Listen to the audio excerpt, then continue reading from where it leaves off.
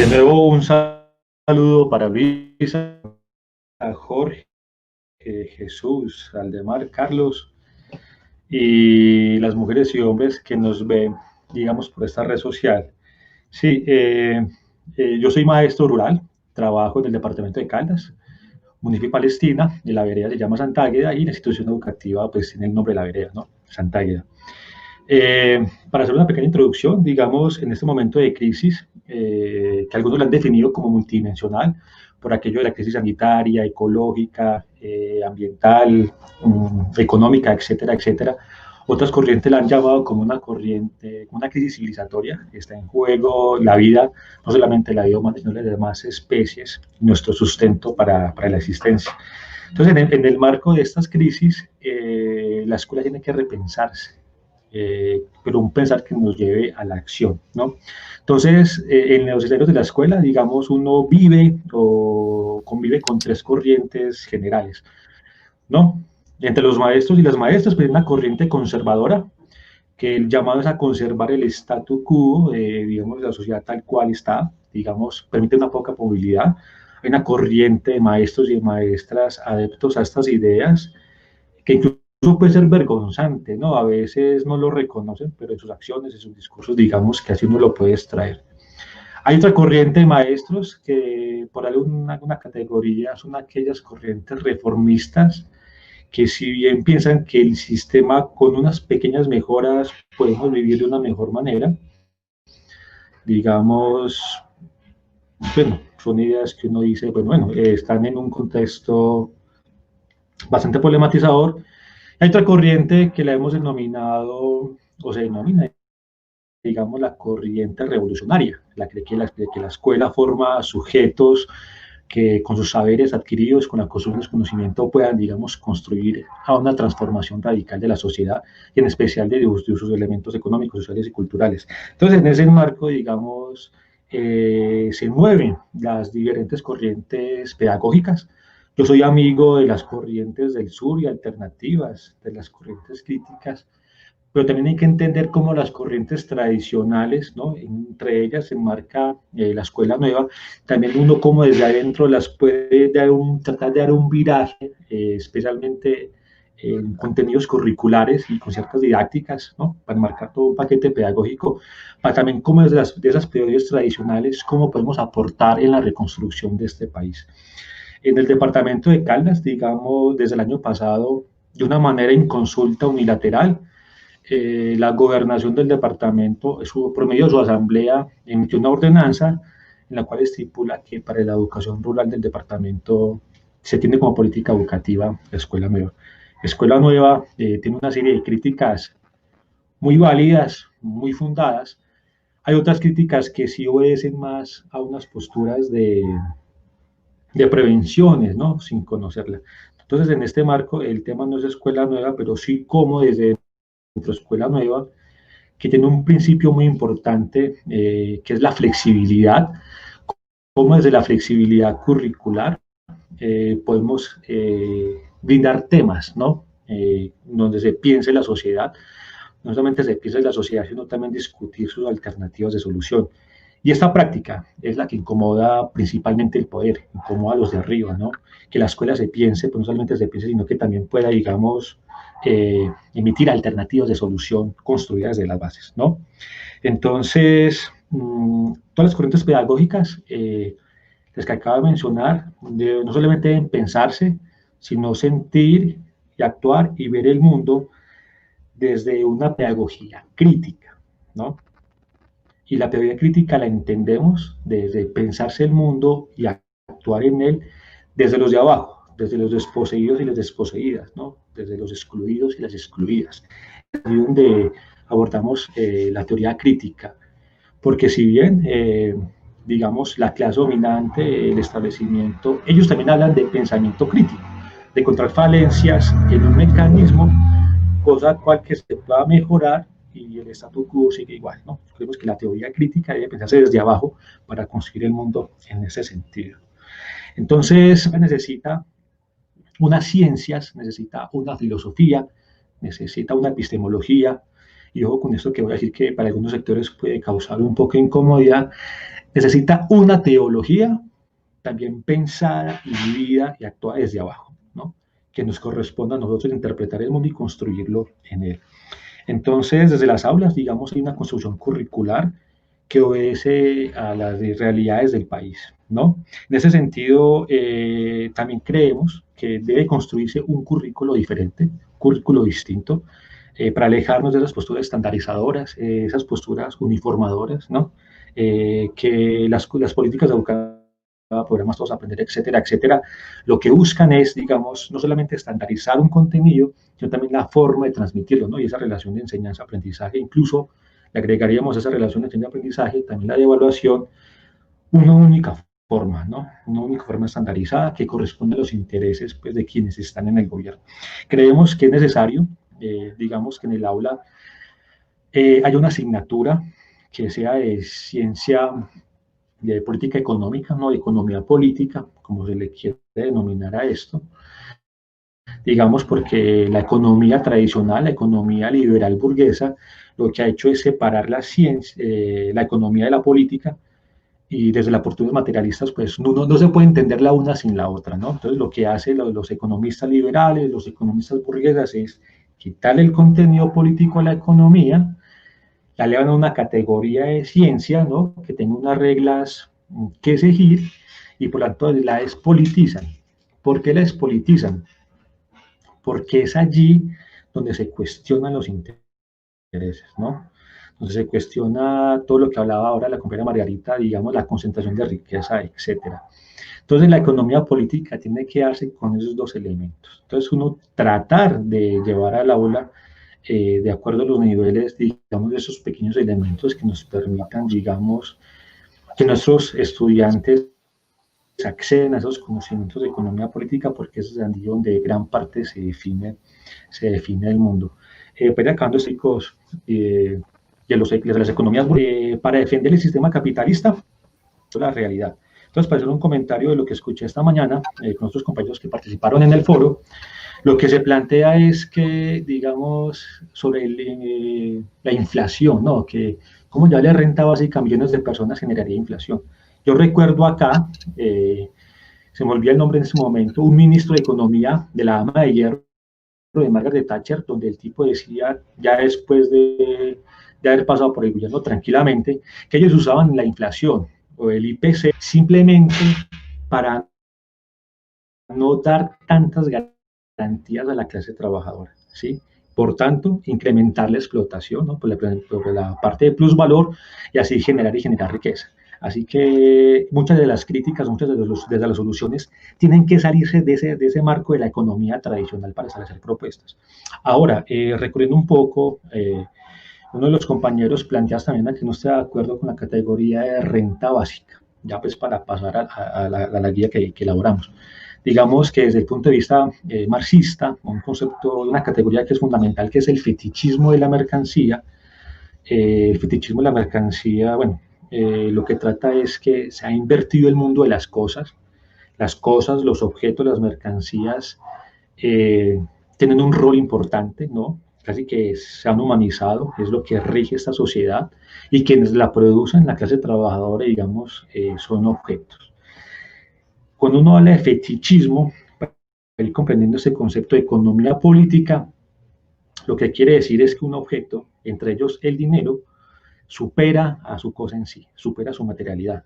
Por ejemplo, el dinero o todos los productos que tenemos, que usamos, esconde, digamos, detrás de unas relaciones sociales de producción y de explotación. Entonces, cuando a las personas o a las familias se les quiere dar, ojalá pase el proyecto de ley, conexión social, se les quiere dar es digamos, una manera de devolverles algo que se les ha robado, vía explotación o vía, digamos, conculcación de derechos, vía corrupción, etcétera, etcétera. Entonces, la renta básica incluso es una manera de devolverles algo que se les ha quitado vía explotación a la clase trabajadora. Entonces, en ese sentido, digamos, y en el marco de este proceso de pandemia, he hecho unos ejercicios de guías, ¿no? De cómo la escuela nueva y cómo yo también soy docente de matemáticas, y cómo la matemática y la perspectiva crítica, que crítica pues desde el enfoque que ahora mencioné, cómo aportamos en eso. Entonces, Desde el mes de abril, mayo, junio, elaboré unas guías que la llamé Matemática Crítica y COVID. Allí damos unos fundamentos teóricos de qué era el COVID, qué es una pandemia, cómo evitar, etcétera, etcétera, cómo remediar, cómo enfrentar desde los gobiernos esta situación, pero también qué necesitan las familias, y en este caso nuestros estudiantes, para enfrentar de mejor manera el distanciamiento en su momento, ¿cierto? Y allí se habla de la renta básica y todo. Estas guías cuestionaban el manejo de la pandemia de este gobierno y de otros, ¿no? Incluso hablábamos de cómo la ley 100, ¿no? Que es la ley de seguridad social y salud, era una talanquera que impedía que esta manera se manejara de una forma adecuada. Allí cuestionábamos principalmente la ley 100 y quien la creó, y este aspecto generó una incomodidad en ciertos sectores donde yo trabajo, de la comunidad, porque prácticamente ahí confirma que uno no puede hablar o repetir el mal innombrable. Cuando uno les pregunta sobre la ley 100 y quién la creó, salieron unas voces en contra que cómo así, que eso era politizar, que era ideologizar, pues simplemente preguntar, digamos, hechos concretos reales, pues que están ahí, que lastimosamente nos han afectado a todos. Entonces esa guía está diseñada para estudiantes hasta grado noveno. Allí hicimos incluso un modelo matemático, etcétera, etcétera, para tratar de hacer unas predicciones con la información que se tiene. Ya luego surge la necesidad de la renta básica. Quiero compartir con ustedes una guía. Eso es igual es una guía con el formato escuela nueva, con los 5 momentos,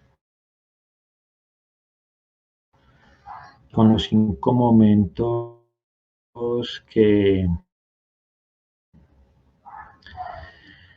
se tienen. Entonces, digamos, esto es una propuesta que hay, digamos, no está acabada, diga propuesta, pero aquí tengo un mensaje que al parecer aquí un problema que la guía, digamos, aparece un mensaje. Entonces, la guía consta de 5 momentos. El momento de, digamos, de fundamentación científica y de presaberes. Allí lo hacemos es un recuento a las y los estudiantes, digamos, de la parte conceptual, ¿no? Digamos, bueno, aquí estoy tratando ya de esta que tiene, espero que sea en pantalla. No sé en pantalla todavía, me confirma. No, aún no. Aún no. Bueno, porque aquí me aparece que como si la estuviera, Ya, como si ya, estuviese ya compartiendo, ingresó. ¿ya? Ya Ah, ingresó. bueno, gracias. Entonces, bueno, con la metodología de escuela nueva, pues sabemos que se parte de unos indicadores de desempeño, que es lo que esperamos que los y las estudiantes puedan adquirir, digamos, en su construcción del conocimiento. También recordar que esta guía pues estuvo diseñada o se creó pensando, pues, digamos, debido a la no ausencia de las aulas, pero que tuvieran un enfoque de carácter individual y también ciertos elementos desarrollar con la familia, ¿sí? Digamos que es allí el objetivo también de esta guía, reconociendo. Bueno, sí, qué pena, no sé, todo pues tengo con incluso el cable de red, etcétera, etcétera. Entonces, para recapitular, la intención de la escuela nueva es que es una metodología bastante flexible, entonces es allí donde construimos una propuesta y una guía, también curricular desde el punto de vista de la economía política, ¿sí? Porque creemos que es importante para, no solamente para comprender el mundo, sino para adquirir conocimientos para transformar esta sociedad. Entonces les decía que bueno, la guía tiene la parte metodológica de escuela nueva, donde planteamos pues, los indicadores de desempeño, que es lo que se espera pues, de que los estudiantes realicen y logren en el aula. Tiene las categorías de los indicadores a nivel conceptual, el procedimental y el actitudinal, donde el fondo es reconocer la importancia de la renta básica universal y de las posibilidades reales que hay en el país para que 9 millones de familias la puedan, digamos, obtener, pero lo que no hay es voluntad política de este momento, de este gobierno o de esta clase que está en el poder, ¿sí? Digamos que ese es el eje central de la guía. Les estaba diciendo antes de que hace la transmisión de que la guía, una parte importante de la metodología Escuela Nueva es el trabajo en grupo, en equipo. Esta guía fue diseñada para, primera parte en individualidad, pues por lo que estamos desarrollando en casa, pero la parte grupal o la parte en equipo es la familia, que la familia es importante en todos los aspectos y mucho más, digamos, en ese momento de distanciamiento físico.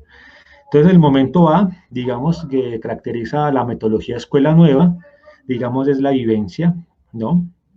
Es lo que aquí también se considera como los presaberes, que cuáles son los elementos o los conocimientos mínimos que los estudiantes tienen para afrontar, en este caso, lo que es la renta básica universal, en especial la guía, ¿no? Tiene preguntas como quién genera los ingresos en la familia, en qué trabajan, ¿sí? Cuánto el tiempo de día lo dedican a trabajar y cuántos días a la semana trabajan. En la zona rural, digamos, los tiempos a la urbanos es bastante diferente, ¿no? Y también una parte en ese momento de la vivencia que es un trabajo en familia, ¿no? Donde allí se les solicita que se reúnan y respondan las siguientes inquietudes sobre si son suficientes los ingresos que genera la familia para poder, digamos, vivir o garantizar mínimamente, digamos, unas condiciones dignas de vida, ¿no? También se les pregunta eh, si quienes generan el ingreso tienen un trabajo formal o informal, pues allí se les da las definiciones de qué es un trabajo formal y de cuál no, ¿sí? Y se les pregunta si las familias tienen acceso a los subsidios que por ahora tienen, que tiene el gobierno y si les alcanza o no para, digamos, para su vida cotidiana y básica, ¿no?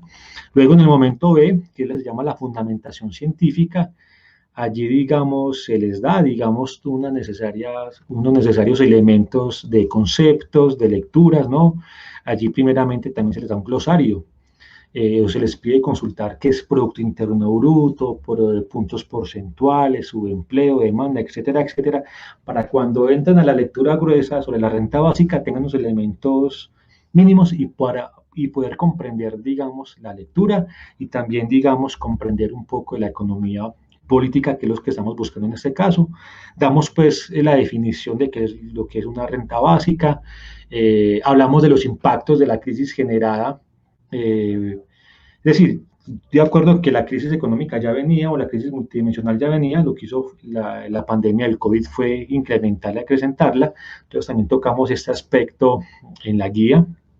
Hay varias preguntas, hay varios datos, ¿no? Con cifras oficiales, páginas oficiales, digamos, pues para darle una rigurosidad académica y de información a la guía, ¿no? Fuentes oficiales. Allí sale porcentajes de desempleo, de empleo, de cuánto ganan, cuántas personas se alimentan, cuántas veces las familias se alimentan una vez por día, ¿no? Digamos, vemos cifras dramáticas como el caso de que más de 4 millones de personas en el día solamente tienen acceso a una comida, alrededor de 10 millones de personas tienen acceso y mucho a 2 comidas, ¿no? Entonces es una situación bastante desastrosa la que ha generado ese sistema capitalista, ¿no? Entonces también hay un momento matemático donde se le explica pues cómo sacar un porcentaje, porque hay unas preguntas que tienen que ver con esa parte, digamos, porcentuales, para sacar porcentajes de personas desempleadas, empleadas, de los ingresos, de cuánto los ingresos que generan va destinado a uno, a otro, y rubro, si alcanza o no alcanza, qué deberían de hacer, cómo deberían ser las condiciones del trabajo, etcétera, etcétera. Entonces la guía está diseñada pues para eso, ¿no? Para el trabajo, en la parte del trabajo individual, que es como el momento de ejercitación. También hacemos preguntas de orden, digamos, de inferencia, digamos, para darle un poco más de complejidad a esta guía, en ese sentido de que si es posible, si no es posible, cómo es el cuento de salario mínimo, el concepto de salario mínimo mensual legal vigente frente al salario mínimo vital, ¿no? Que son dos conceptos muy diferentes, pero que deberíamos transitar en la senda de hablar de salario mínimo vital, ¿no? Digamos, que reconoce otro nivel de ingresos para la canasta familiar, etcétera, etcétera. Allí las familias también tienen mucho que aportar porque se les pregunta, incluso a veces se les cuestiona, a veces de manera muy personal, digamos, la parte del aspecto económico, porque es información de las familias, pero cosa que ellos, digamos, se puedan puedan cuestionar y decir que digamos, no todo viene caído del cielo, que hay que sudar para conseguirse el pan de cada día y cada vez más difícil la situación.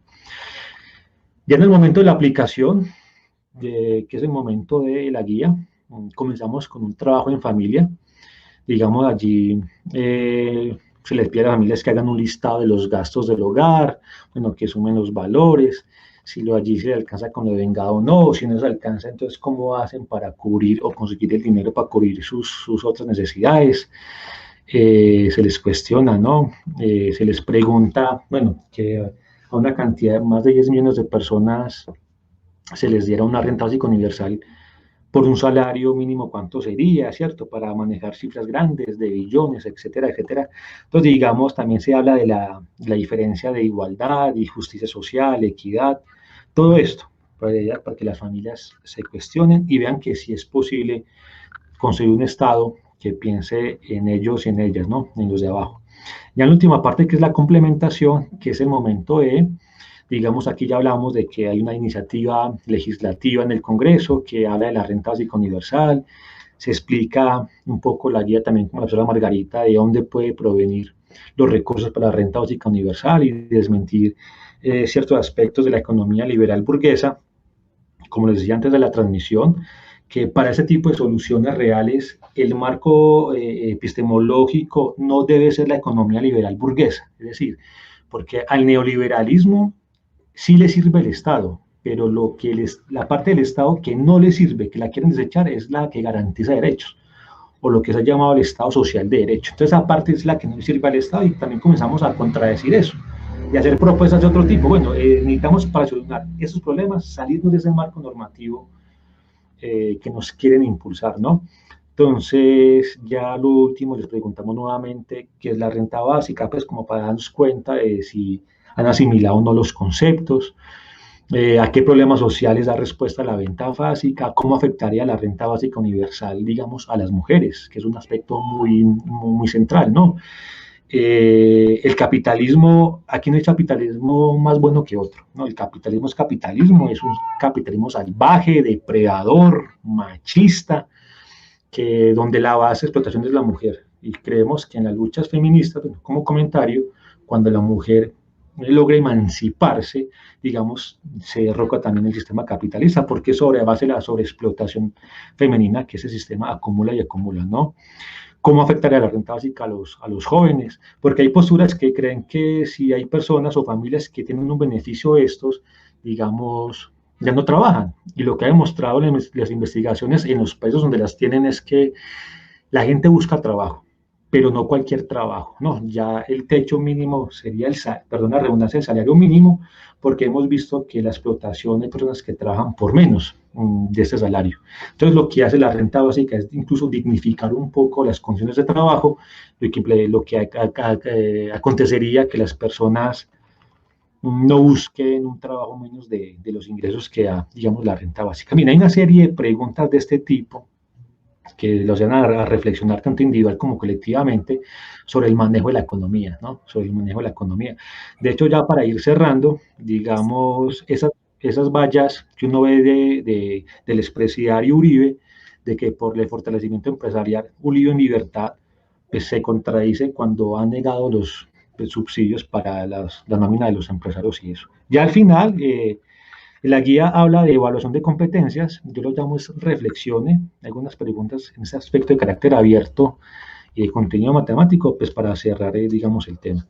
Entonces, digamos que así brevemente, y no os pido excusas pues por la falla técnica, es lo que hemos estado haciendo en el aula, ¿no? Entonces, de nuevo, muchas gracias por el espacio y quedo atento en el resto de la jornada.